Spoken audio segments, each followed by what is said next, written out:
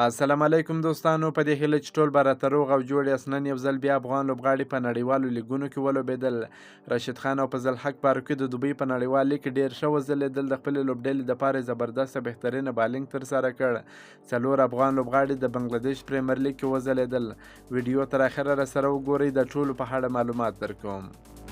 روهیت شرما د سچن ټنډولکر ریکارډ برابر کړ.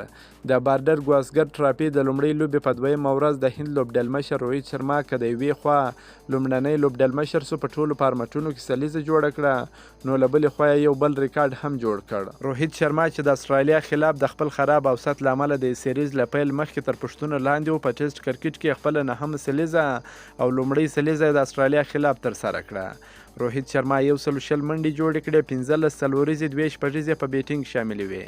د دې ترڅنګ د استرالیا خلاف د اوپنر په توګه د سچن ټنډولکر د ډیرو سلیزو جوړولو ریکارډ هم برابر کړ. روهیت شرما د استرالیا خلاف 8 ورځنۍ او یوه ټیسټ سلیزه وهلې ده، چې دلته د استرالیا خلاف د هندي اوپنر په توګه د ډیرو سلیزو نوملړ دی. روهیت شرما 9 سلیزې وهلې دي، سچن ټنډولکر هم 9 سلیزې وهلې دي، سنیل ګواسکر 8 سلیزې جوړې کړې دي. د دې ترڅنګ روهیت شرما د نړیوالو سلیزو په لرلو سره له سټیو سمیت څخه مخکې سو. د دې سلیزې څخه مخکې دواړو ستورو لوبغاړو په 42 نړیوالو سلیزو کې برابر وه. اوس روهیت شرما 43 سلیزه لري.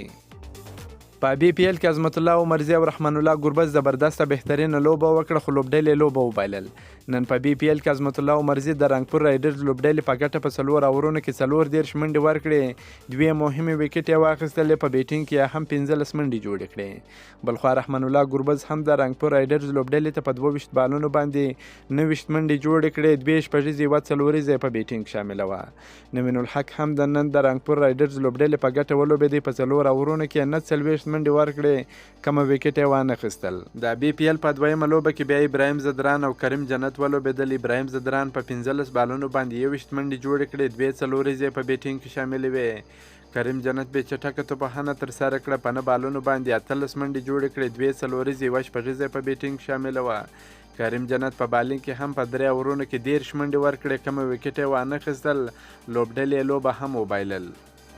د دوبۍ په نړیوال 20 اوریزه لیګ کې فضل حق فاروقي او راشد خان زبردسته لوبه د خپلې لوبډلې دپاره ترسره کړل، خو لوبه د کیس احمد لوبډلې وګټل. دغه لوبه کې نن کیس احمد او فضل حق فاروقي راشد خان ولوبېدل.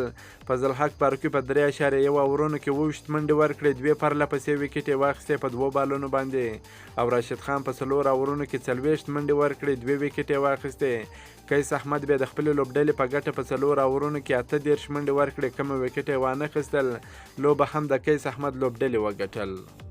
که مو دا ویډیو خوښه سوې در سره لایک کړئ، د خپلو ملګرو سره هم شیر کړئ. که په دې چینل کې نوی یاست پوپل سپورټس در سره سبسکرایب کړئ. دا نور تازه معلوماتو لپاره هم زموږ سره اوسئ. تر بلې ویډیو پورې د الله په امان.